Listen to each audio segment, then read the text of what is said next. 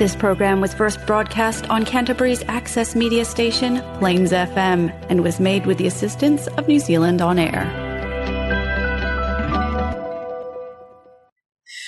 I'm really excited to have Rebekah Ballagh join me today via Zoom for the podcast.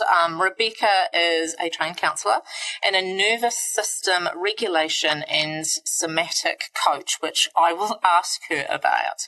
She's also an incredible author and illustrator of books such as Rainbow on My Heart and a newbie called Go Flo, which I'm in deep love with. And we will give away a copy of this today. And we'll let you know how.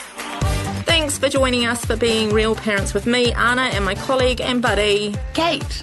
We work in the parenting space. And it's here where we'll talk about our worlds as parents, the good, the not so good, and the hilarious, and mix this with what we know about behaviour and psychology. So, Rebekah, beautiful to have you here with me. Can you just take us through nervous system regulation and somatic coach? Thank you for having me. Yeah, I told you it was a bit of a mouthful, my introduction, but really what it is so somatic just refers to the body. And so a lot of the stuff that we do when we talk about therapy and counselling is really kind of top down, so it's cognitive. You know, we're doing talk therapy, we're looking at beliefs and our thoughts and our behaviours.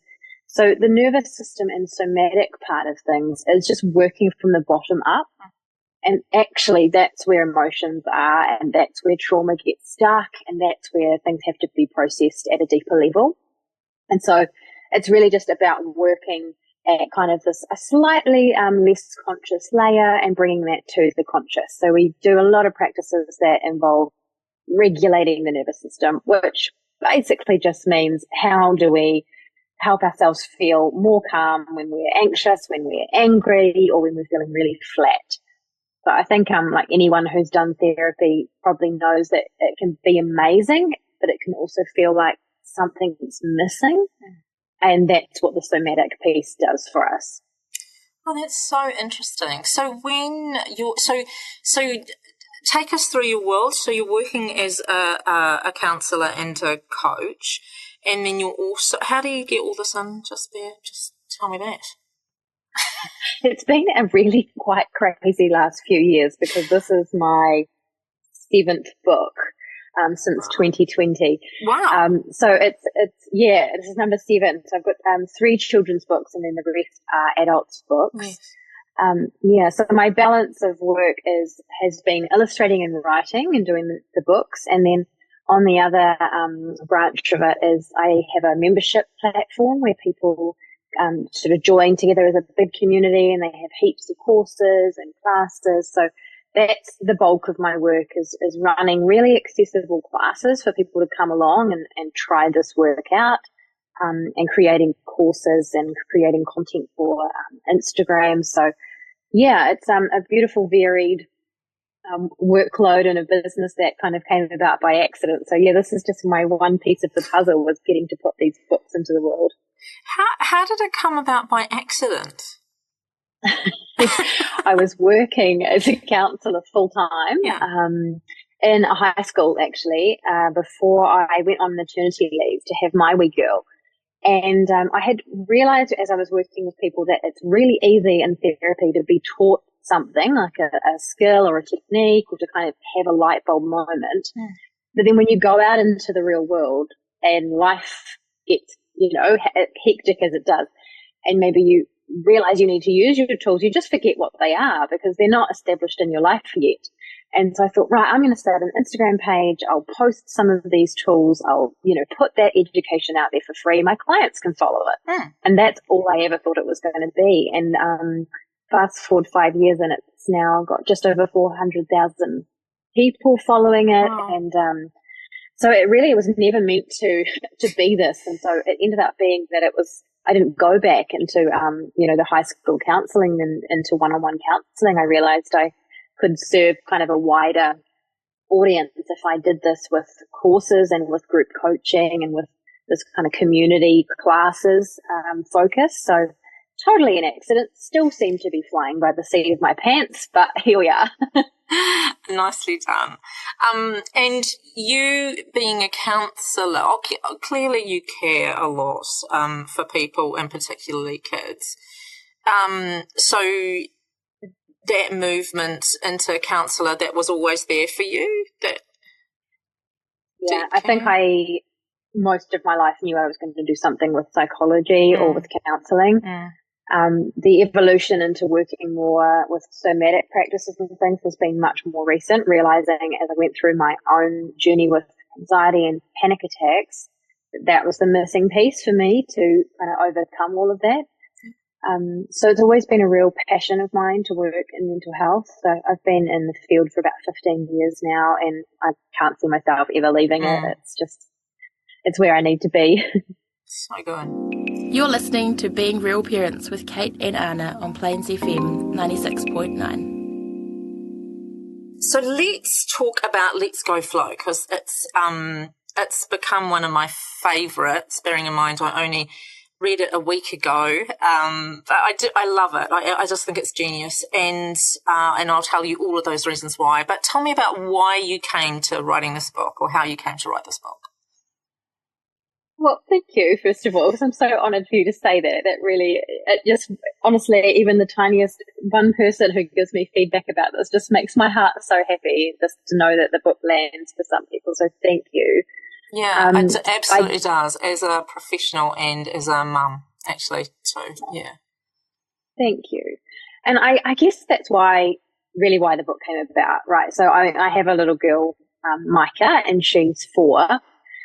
And I realise that so many of us in parenting now, we weren't taught any of this stuff. We weren't taught it growing up. We weren't taught it in school.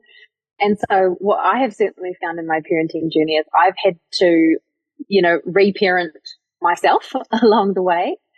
And so I just love the idea that we are in this generation now where we know about all this, we have the knowledge, and now we have the resources. So we get to equip our wee ones with emotional regulation skills.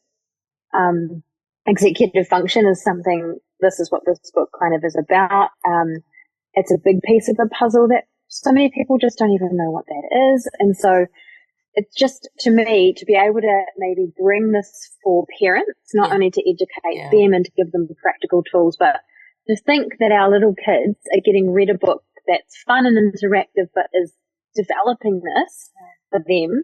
I'm just like, how lucky, how amazing that we can do this for our little ones now and just set them up, just teen years, adult years, set them up with that knowledge and that experience that, emotions are going to come and go, they're normal, and this is how we can manage them. And I just think I would love to have had these skills when I was younger, and I'm excited for kids to have them now. Absolutely. Executive functioning isn't a word that we hear at the supermarket. Do you want to talk us through that? So it is.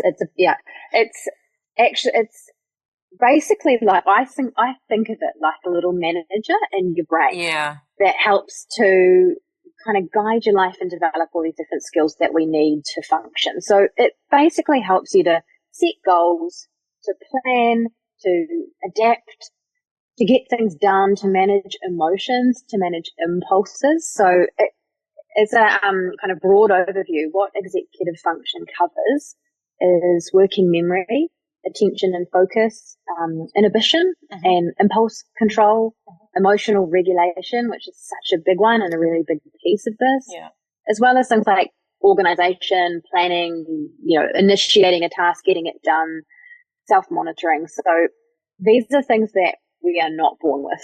And so our little ones do not have these skills. We know they don't have these skills, right? When you're trying to get a kid out the door to get their shoes on and they're having a meltdown, they don't have a lot of the executive function online, and it can feel like we don't either.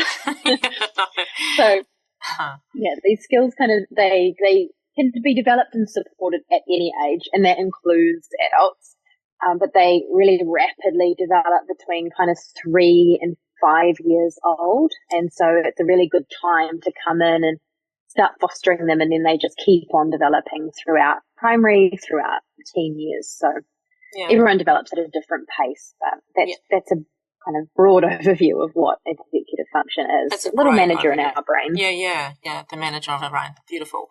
And actually, I love your definition of that at the end of the book as well, because I went kind of looking for that, thinking we might need to know what that is. But you've tick.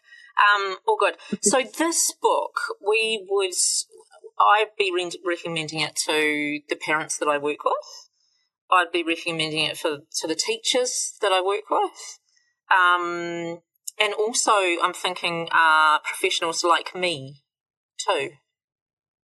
Is that what you're thinking in terms of the audience for this book? Yeah, 100%. It's just the same as, I'm not sure if you've seen my other book, Big Feelings.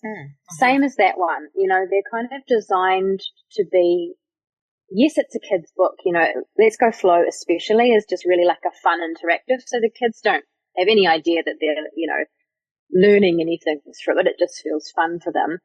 But I want our parents, our teachers, our professionals, as you say, to have that knowledge that there's this layer happening underneath it. And the point of difference of Big Feelings and Let's Go Flo is that big section at the back. So they're really full of resources and really, really practical ideas for parents, for teachers, for professionals, so that they can go away and actually put some stuff in place. So it's like, yes, it's for our kiddies, but it's really for us as well.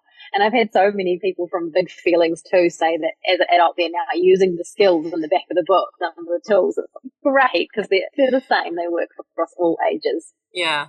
My youngest daughter is 8, and when I read the book, I thought, I wonder what she'd make of this. So I also brought her in to have a look too. And, you know, the first page is about Flo getting ready for school, and she's got a little checklist there of the things that she needs to take with her. And Lulu immediately went off and got herself a notepad and paper to write down the things so that she could remember to tick them off, you know, make sure that Flo had them all.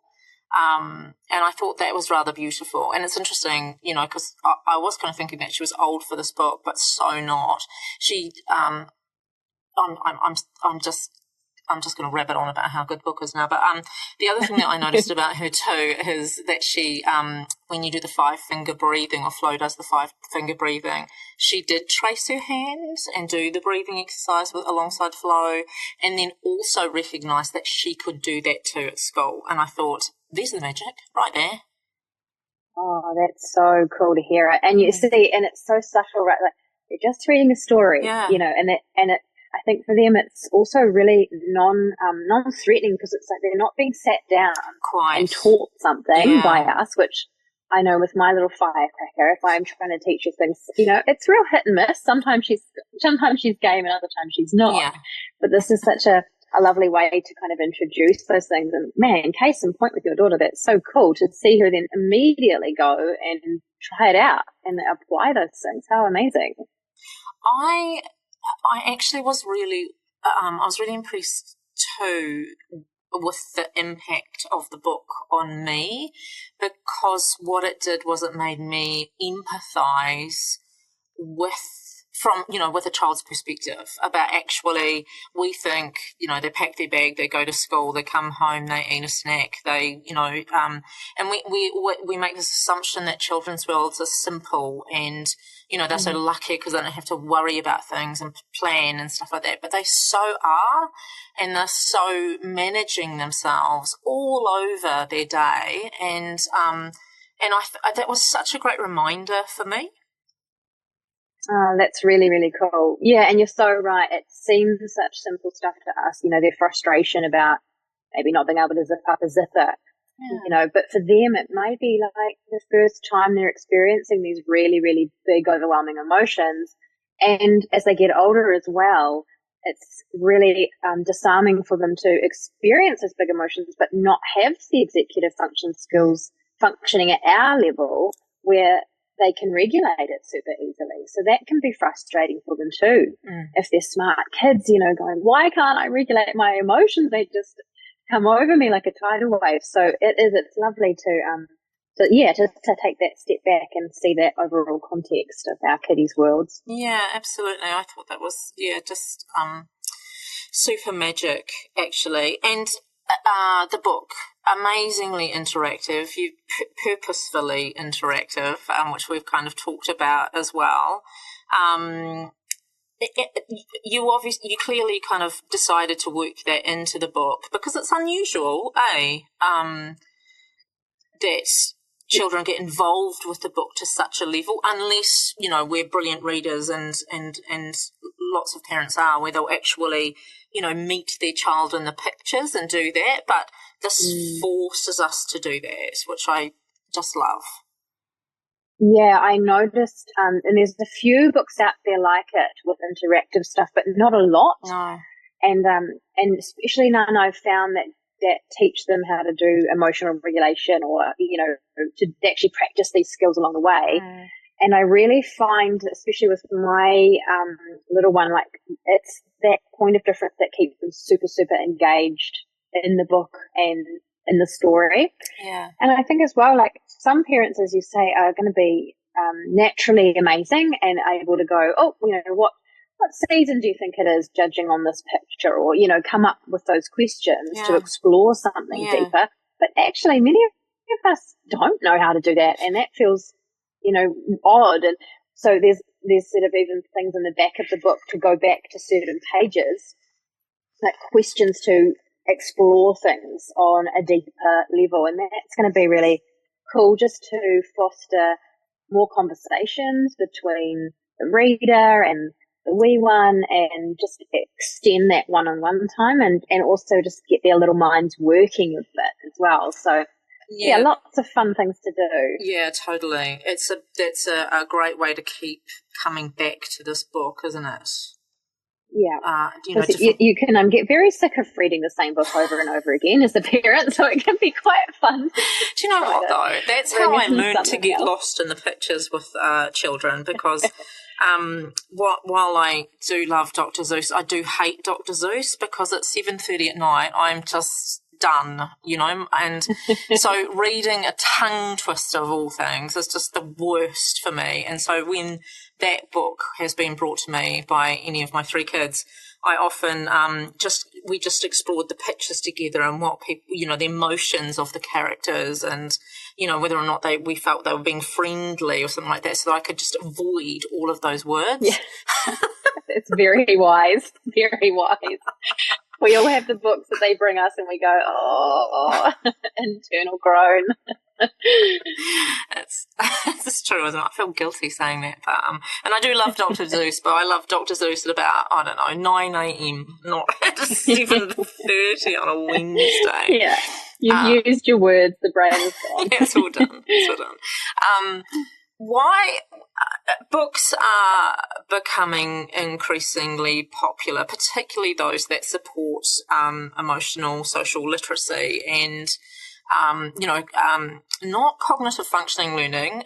I feel this is very new. But I'm seeing them a lot. I review for the Mental Health Foundation, and I love them. I absolutely adore them. But why do you reckon books are such a great way to support our kids, apart from what we've already talked about?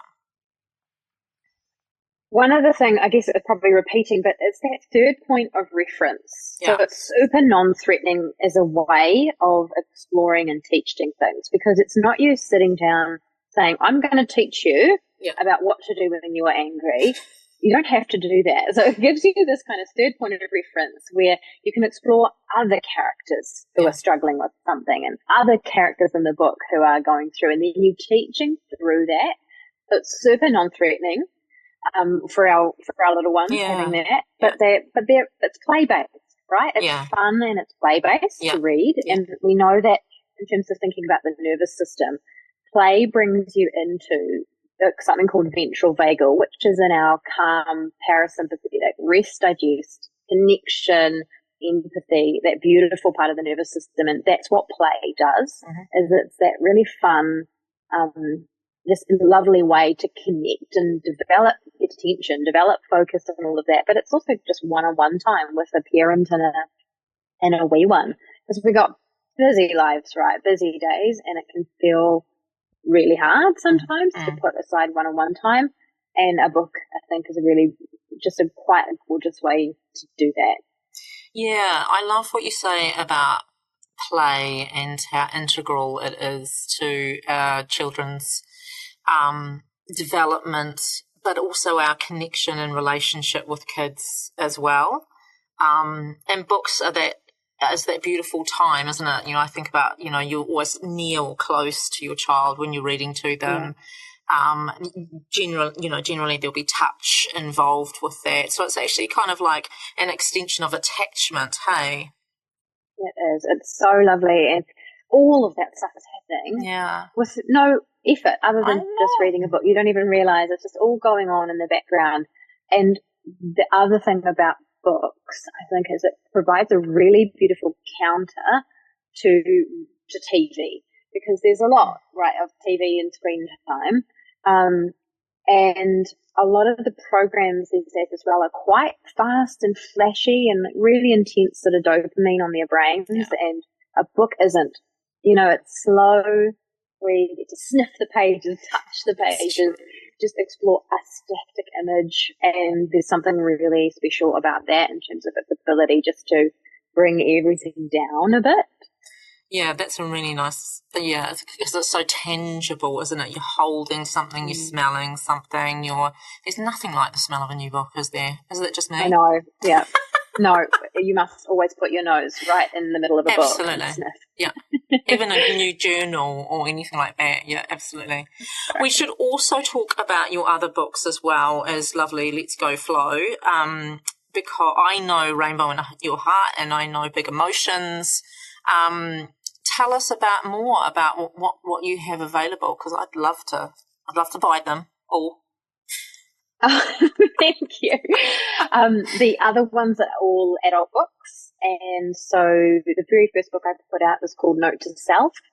All these adult books are also really heavily illustrated, and so they're, again, for adults, super non-threatening and easy. And so Note to Self is about grounding, about emotions. It's really good for anxiety. And then there's the Note to Self journal, which is a book that you can write in, and there's sort of interactive worksheets and logs and trackers and journal prompts. Nice. And then Words of Comfort came out, which is a very illustrated book on grief, helping you navigate through grief, loss and change.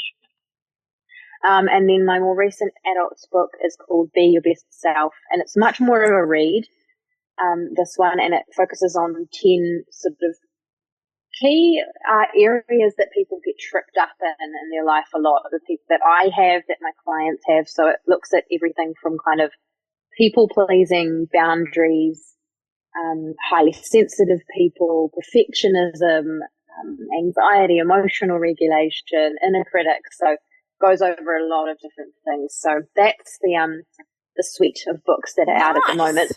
Since 2020, did you say? That's extraordinary. Yeah, it's been busy. It's been busy. We always end on we need to let people know where they can buy your books and have them available. I know that I picked this up from Whitcoul's, Let's Go Flo, but I know you also have your own website as well. But we normally end with top tips, and I wonder whether or not we end with top tips on supporting our kids with their cognitive functioning today. Is that going to feel all right for you? I just kind of like popped that on you. That's fine, absolutely. Yeah. So number one, let's say I'm a parent and I really want to support my child with their cognitive functioning. What's number one that I need to be doing? So I think a really big thing just to have going on behind the scenes is the recognition of brain development. So we have to give our little ones credit and ourselves to know that they don't come into the world with that fully functioning prefrontal cortex, that, logical, rational part of their brain. So it's about a lot of repetition. It's a lot of co-regulation. It's a lot of just our relationship with them. And just that patience to know that it'll be emotions that come through first, and then over time they learn that cognitive functioning and the regulation skills. a really big tip, and one of the big things I guess that I try to do is just modeling. So it's just teaching them by them witnessing you. So them watching you problem solve, and you can share your process out loud, and there's lots of subtle ways to model. I always model, whether it's intentional or not, I always model making mistakes. Yeah. And then how do we go about fixing that? We, try to model strength-based thinking and strength-based in the way that we talk. And then probably a final tip would just be get good at repair. So we're going to make mistakes, and it's just what's going to happen. We're people, we're humans. And so if we can get really good at repair, we also give them the skills to get really good at owning mistakes and apologizing and knowing it's okay to mess things up. And that's how we actually learn. Yeah. It's like, being the people that we want our little people to be. Yeah, and generally they are those. What I notice about our kids is that they tend to end up being better versions of us, which I think is rather gorgeous. Yeah. But if we're intentional about adding those things in, then man, it's going to be make for an extraordinary little being and adult in the longer term. Yeah, absolutely. And I really want to give that full permission to just pour into your own cup as a parent as much as possible too, because if you're dysregulated, you can't regulate them. So we really, it's such a cliche, about oxygen mask on yourself first and all of that. Yes. But how can you give to someone else when your own cup is empty? Yeah. So that's such a key thing for us as parents, is to just completely without guilt and shame, take that time to pour into ourselves. Yeah, knowing that if we're okay, they're okay. Yeah. How do we buy your books? We're coming to your website, are we? So they are, the easiest way to get them if you're, in New Zealand, is just to go into the warehouse, Whitcoulls, Paper Plus, all those kind of places. They've all got them. My website is a great place for courses, classes, other resources. I've got hundreds of digital resources like the Calm Corner and things like that. But bookstores is probably the best place to grab the books. So we're going to give away a copy of Let's Go Flo, and basically all you need to do is comment and share one of the posts around this podcast and this beautiful work that Rebekah is doing for us. An absolute pleasure having you with me today, Rebekah. I've really enjoyed talking to you. I've really enjoyed reading your books, and you've given me lots of insights and thoughts to take into my own parenting and my own practice. So I just want to thank you for that. Oh, thank you. It's been lovely to talk to you too. I really appreciate your time. And we need your website, Instagram details to add to this, because I'm sure that people will be wanting to look you up. We will also, of course, tag you in. Yes, people can find me. The Instagram page is at journey_to_wellness_, all of the underscores. But if you just start typing Journey to Wellness, it will come up on Instagram. And the website is www.journeytowellness.online. Beautiful. Thank you, and I'm sure that we will stay in touch. Thank you so much. Awesome. Thanks for being with us today. We hope you've learned that while parenting is challenging sometimes, that's totally normal. It's been fun having you with us. Keep being amazing. Bye!